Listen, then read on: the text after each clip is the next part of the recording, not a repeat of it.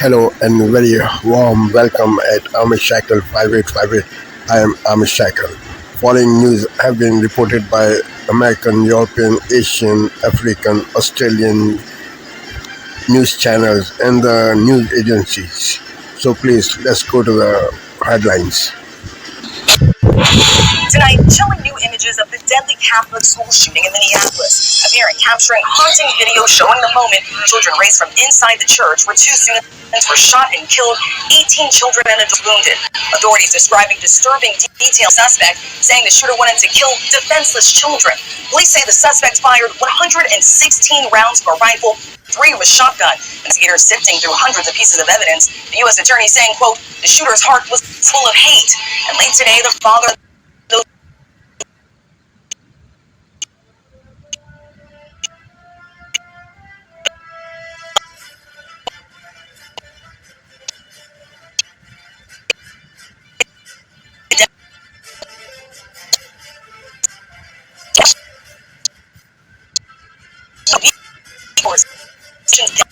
between control and pilots flying in and out of Newark.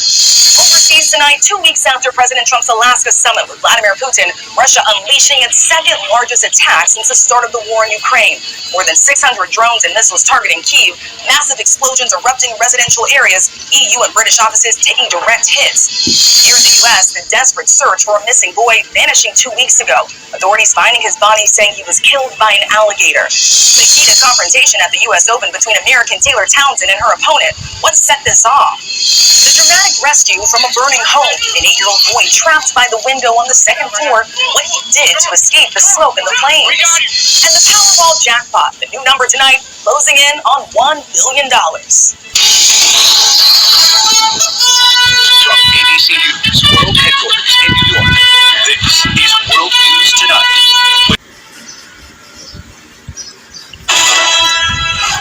We now know that the Minneapolis shooter, Robert Westman, was a mentally disturbed young man who at the age of 17, with the approval of his mother, went trans and changed his name to Robin.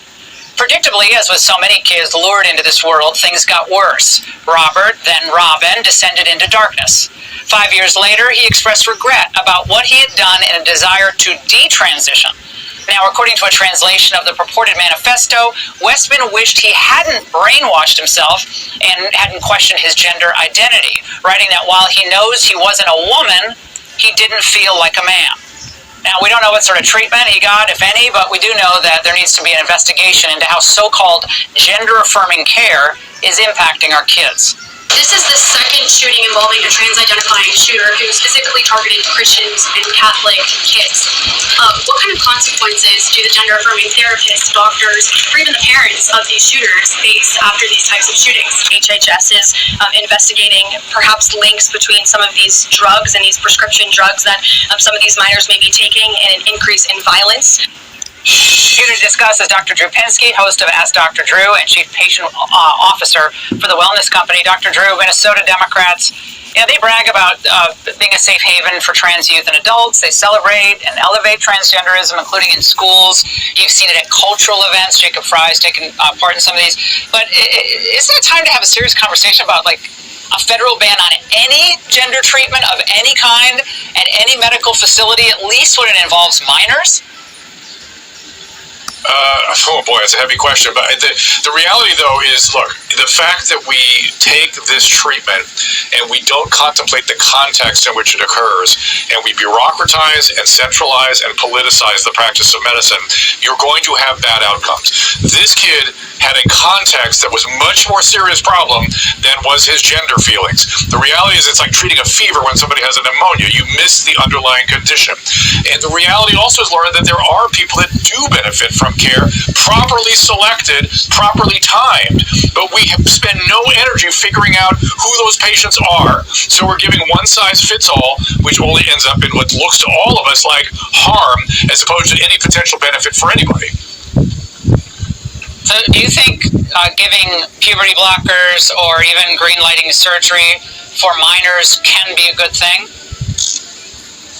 I'm not clear about surgery, but I've seen many cases in which somebody, as they hit puberty, not getting puberty blockers, just getting hormonal therapies, are carefully assessed for many months, sometimes years, and then are told they're going to be taking dangerous medicines for the rest of their life. They have to take these things. They're very circumspect about it. They understand they have a condition. These are dangerous medicines, and it's not to be willy-nilly applied to anybody who might have a funny feeling about who they are. Yeah, transgenderism among young people, Dr. Drew, is skyrocketing, we understand. So trans kids ages 13 to 17 make up more than a quarter of the entire trans population. So when you look at Minnesota, where the shooting happened, the transgender rate there among 18 to 24-year-olds is the highest in the United States. What are your thoughts there? We need to look at this as seriously as we look at rates of, say, something like autism, where you're not allowed to ask. All these years we've not been allowed to ask, what is going on? Why are these rates going up? There's a reason here. Contagion has been suspected.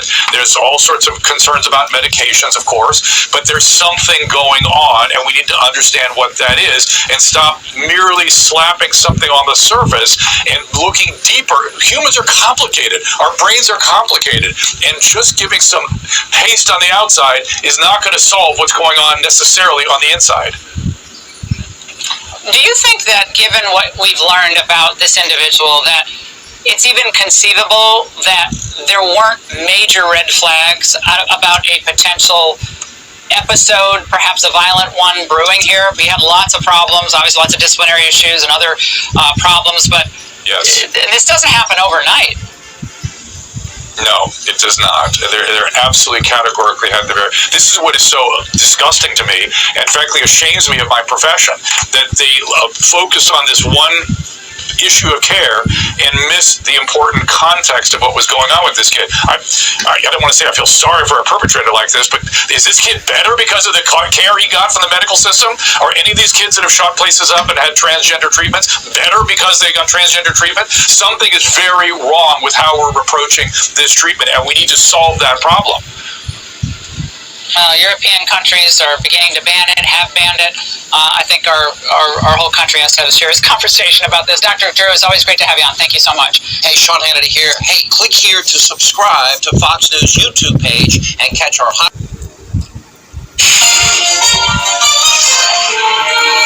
On this Thursday night, Russia's fierce attack on Ukraine's capital. International condemnation of deadly strikes in the heart of Kyiv. And this is another grim reminder of what is at stake. As Russia threatens any hopes of peace. They are not interested in ending the war. Mending ties with India. What's behind the thaw in relations as the murder of a Canadian remains linked to New Delhi? Mr. Carney's acting like none of that matters. Plus, the search for a priceless portrait looted by the Nazis. How it was spotted on a real estate website. And animation sensation. The Canadian talent behind a K-pop musical that's become a global phenomenon.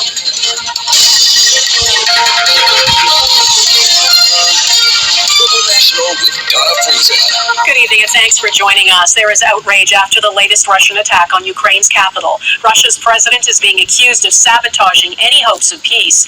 A barrage of missiles and drones were fired on civilian areas of Kyiv overnight, killing at least 21 people, including 4 children, and damaging the offices of the European Union and the British Council.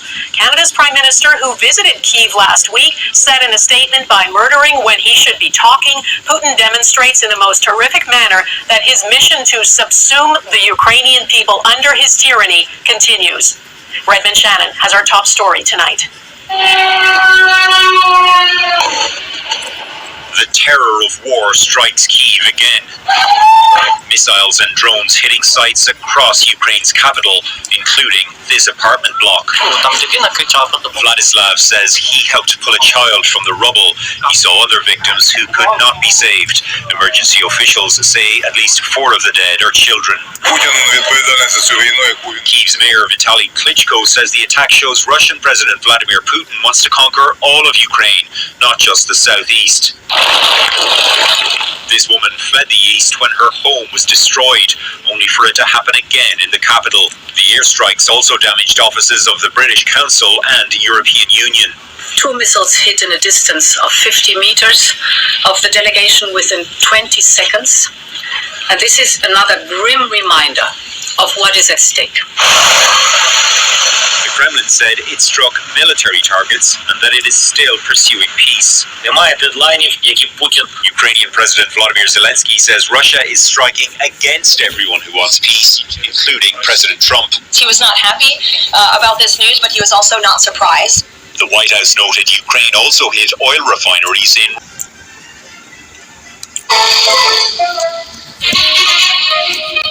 Africa News. The news. Lawyers for Salvadoran national Kilma Obrego Garcia on Wednesday told a federal judge he wants to seek asylum in the United States. The 30-year-old has come to encapsulate much of President Donald Trump's hardline immigration agenda. Obrego Garcia gained international attention after he was wrongly deported to a notorious jail in El Salvador in March. Facing a court order, the administration brought him back months later and promptly detained him on human smuggling charges. Now it wants to deport him to Uganda. His lawyers argue that he has the right to express fear of persecution and torture there. They say sending Uganda would be punishment for successfully fighting deportation, refusing to plead to the charges and seeking release from a Tennessee jail. The judge has scheduled a hearing on his claim to deal with the U.S. deportees exchanging political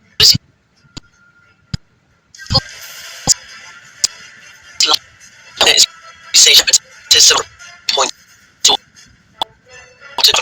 key financial programs and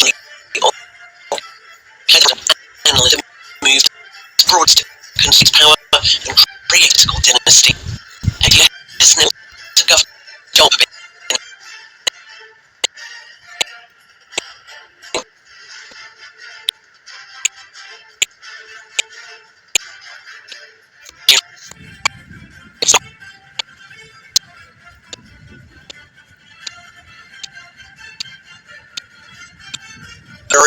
Thank you. And for correct measures to discredit.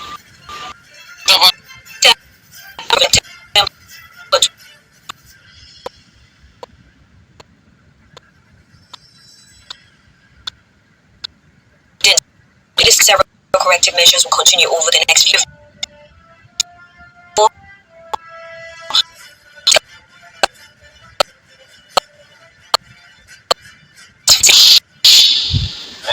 In a rare victory, Haitian police have taken elections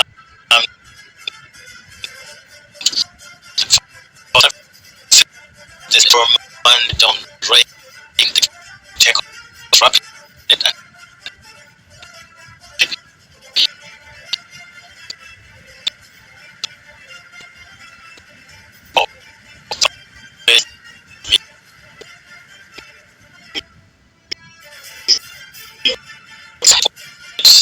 the police aren't sleeping. They are working to ensure that people can sleep. Last week, gangs recorded themselves taking control of the telco site, warning the government that it had less than a week to initiate negotiations. The individual in the video did not specify what demands, if any, the gangs were making. The government summoned the top U.S. diplomat in the country on Wednesday after reports that at least 3 men linked to Donald Trump were running a secret influence campaign in Greenland.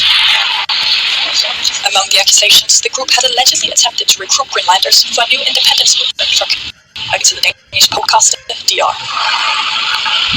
Danish Foreign Minister Lars Løkke Rasmussen said that American influence campaigns were completely unacceptable. But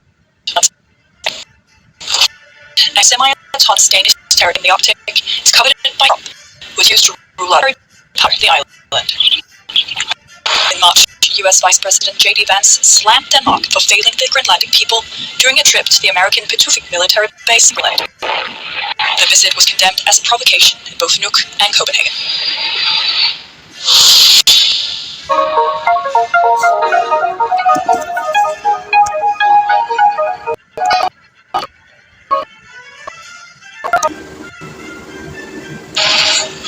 Tonight, the young victims of that church shooting in the middle of a school mass. The new video of a parent as he rushed over hearing gunshots a child, frightened, frantically rushing out of the church to escape.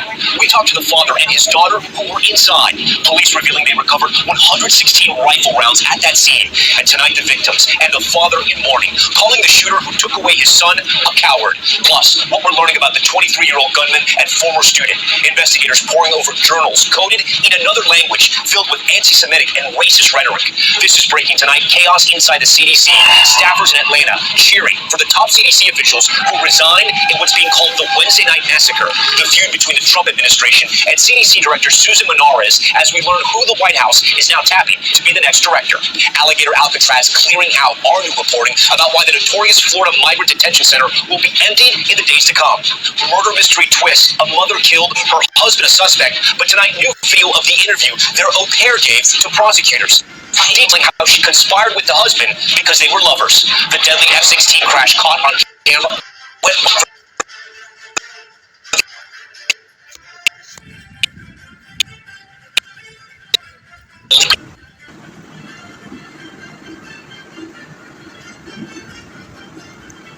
A coward decided to take our 8-year-old son Fletcher away from us. The horror and the heartbreak of the Minneapolis mass shooting. It went so fast that I didn't even really know what was happening. Innocent children wounded here, physically. A piece of a bullet still in my head, but it's too dangerous to take out. And emotionally. What's making you the saddest right now? My friend died.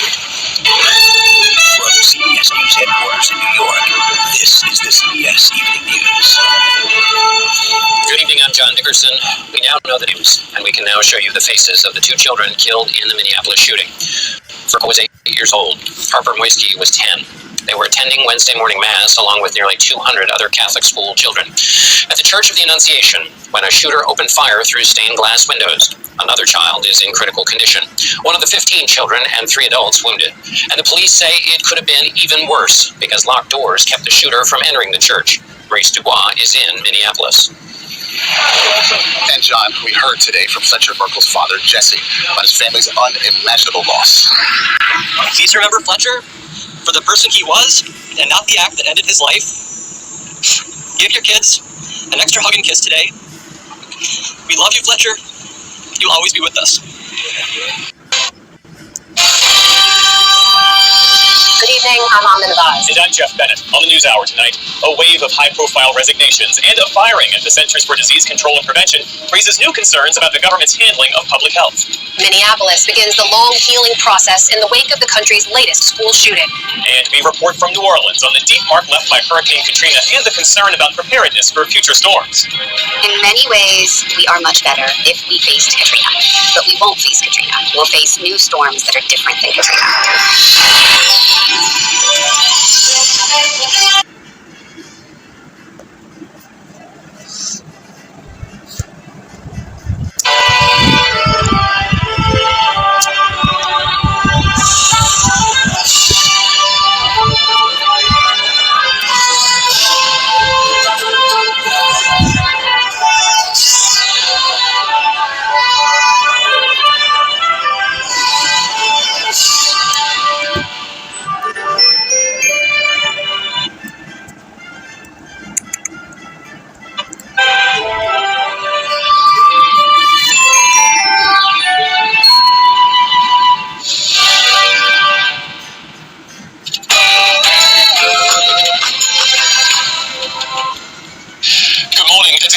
On the use of asylum hotels is going to be expected today, and it's an important decision that is going to affect potentially the whole of the migration system in this country. Yeah, we're expecting that at around 2 p.m. this afternoon, or whatever way it goes. It is going to be a huge decision. Today, 3 senior judges will rule on whether to overturn a temporary injunction which is set to block asylum seekers from being housed at the Bell Hotel in Epping. Well, Home Office lawyers have told the Court of Appeal it's the Yvette Cooper's duty to prevent asylum seekers from being made destitute, so they should continue to live at the hotel. Well, if Somali hotels and the Home Office fail in their challenge, migrants will have to be moved out by the 12th of September. The Russian ambassador is summoned. It comes as Vladimir Putin comes closer than ever to getting British officials in rocket strikes in Kyiv. Combating chickenpox. Vaccines will be rolled out on the NHS for millions of children for the first time next year. Counterfeit crackdown. GBN joins former police officers targeting the illegal sale of illicit vapes and tobacco. As it emerges that Tony Blair has briefed Donald Trump on a plan to rebuild Gaza, we're asking this morning, should the US president be taking advice from our former Prime Minister? And today, it's the incredible Blackpool Illuminations. I love them. They're going to be switched on today with some huge stars performing there as well. Sophie Reaper's going to be telling us all about it. Well, the Champions League draw, excuse me, I'm doing the Arsenal cough and they were mentioned in there as well, was made yesterday afternoon. Very good draw for Spurs, very bad draw for Newcastle. In tennis, we've got British players playing in the US Open, including Emma Raducanu, who has a huge game later, and also news about Chris Froome, 4-time Tour de France winner, has been involved in a very nasty accident. More about that coming up too. Heavy rain around this morning, even a few thunderstorms. Today will be a case of heavy showers and some sunny spells, and there's rain to come for all of us as we head into the weekend. For a first look at that weekend weather, join me later for a full forecast. It's just coming up to 6 o'clock, or just gone 6 o'clock, I should say. Good morning to you, I'm Stephen Dixon. I'm Ellie Costello, and this is GB News Breakfast. Welcome to Democracy Now!, democracynow.org, the War and Peace Report. I'm Naveen Sheikh. A column of Israeli tanks pushed further into the outskirts of Gaza City overnight, shelling Palestinian homes and prompting terrified residents to flee. The offensive came as Israeli attacks across the Gaza Strip killed at least 17 people, while medical workers reported 4 more deaths from famine and malnutrition over the past 24 hours, including 2 children. That brings the total number of starvation-related deaths in Gaza to 317. This comes as new research published in The Lancet finds nearly a third of outpatients treated by the medical charity Médecins Sans Frontières in its Gaza field hospitals were children under the age of 15. MSF warns that explosive weapons designed to be used in open battlefields are increasingly being used to target Palestinians in urban areas. At the United Nations, 14 of the Security Council's 15 members issued a joint statement Wednesday calling for an immediate and permanent ceasefire in Gaza, the release of all hostages held by Hamas and other groups, a surge of humanitarian aid, and for Israel to immediately and unconditionally lift all restrictions on aid delivery. Only the United States opposed the statement. Guyanese diplomat Trishala Bersod spoke to reporters, flanked by other UN ambassadors demanding an end to Israel's siege. We note that at least 41,000 children are at heightened risk of death from malnutrition between now and June 2026. This is a man-made crisis. The use of starvation as a weapon of war is clearly prohibited under international humanitarian law. Famine in Gaza must be stopped immediately. In California, police arrested 138 peaceful protesters Wednesday as they occupied the lobby of Senator Alex Padilla's offices in San Francisco to demand an end to U.S. arms shipments to Israel. Among those arrested were rabbis, spiritual leaders. Tuesday, 8:30 on ABC TV and ABC iView. Today, the wife of fugitive Desi Freeman arrested and released without charge as federal police and other states offer help with the manhunt. We are not leaving here until this person is in custody.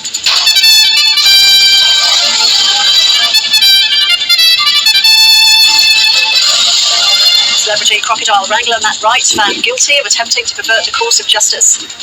The government approves a 100-turbine wind farm for Tasmania's Robbins Island, and severe weather warnings issued for South Australia, Victoria and New South Wales as an intense cold front sweeps across the southeast.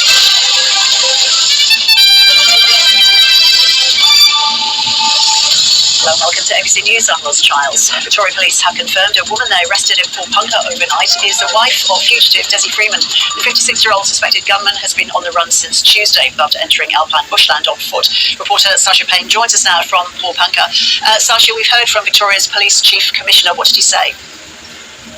Yes, well, we heard an update from the Victoria Police Chief Commissioner just under an hour ago now. He's updated us on that raid in Port Punker last night. As you mentioned, a 42-year-old woman, Marley Freeman, who is Desi Freeman's wife, was arrested during that raid and interviewed, along with a 15-year-old boy. They were interviewed last night by police after that raid about 8:40 p.m. They were spoken to but released without charge. And the Victoria Police Chief Commissioner says there may or may not be charges that follow from those interviews last night. He also reiterated that police will not be leaving until the alleged gunman is apprehended. 450 officers now involved in the search. That is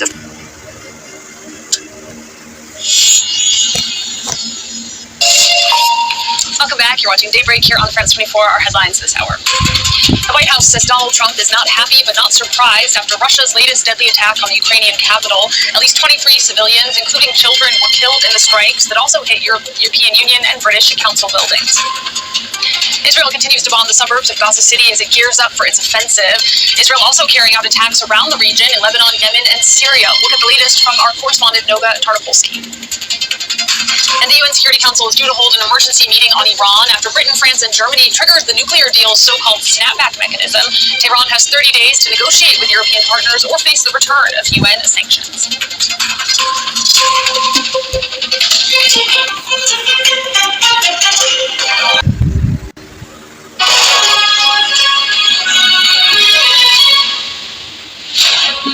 Hello, a very good morning. It's 6 o'clock. Coming up on The Breakfast Show today, we hear from US authorities about how the Minneapolis shooter was obsessed with the idea of killing children. Plus, could a big money transfer open the door for Newcastle's Alexander Isak to join Liverpool? It's Friday, the 29th of August. The parents of 2 children killed in Wednesday's Minneapolis school shooting brand their killer a coward as they deliver heartbreaking tributes. We will never be allowed to hold him, talk to him, play with him, and watch him grow into the wonderful young man he's on the path to becoming. The vaccine against chickenpox will be rolled out on the NHS in England for the first time next year. With a decision expected today on whether asylum seekers can be housed in Epping's Bell Hotel, we have a special report looking at why so many people have joined nationwide protests.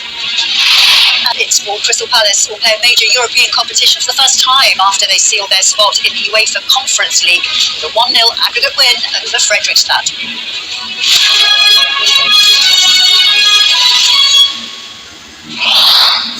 Hello, very good morning. Thanks for joining us here on The Breakfast Show. Our top story today, authorities in Minneapolis.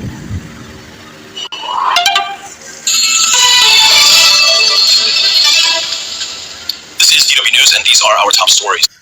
At least 18 people are launched a massive missile and drone attack on Ukraine's capital, Kyiv. Ukrainian officials say children are among the dead. The European Union diplomatic mission was also struck, prompting the EU to summon the Russian envoy.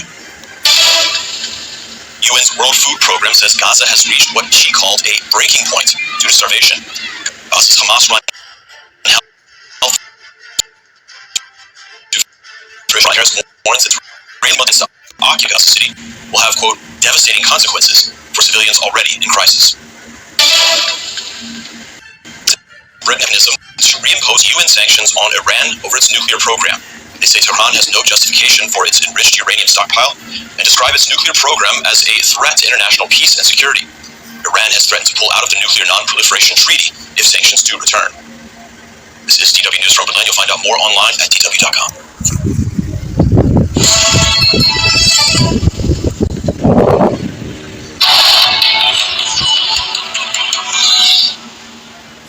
This is Asia Now. It's 12 p.m. in Singapore and Hong Kong, 9:30 in New Delhi, and 11 o'clock in Jakarta. I'm Rani Samtani. At this hour, protests intensify in Indonesia, fueled by public anger over a hefty allowance for lawmakers. Hundreds rally in Jakarta. China rolls out the red carpet to host more than 20 leaders for the largest Shanghai Cooperation Organization summit. India's Narendra Modi and Russia's Vladimir Putin among those attending. Before heading to China, Prime Minister Modi will hold talks with Shigeru Ishiba in Japan. The two sides looking to boost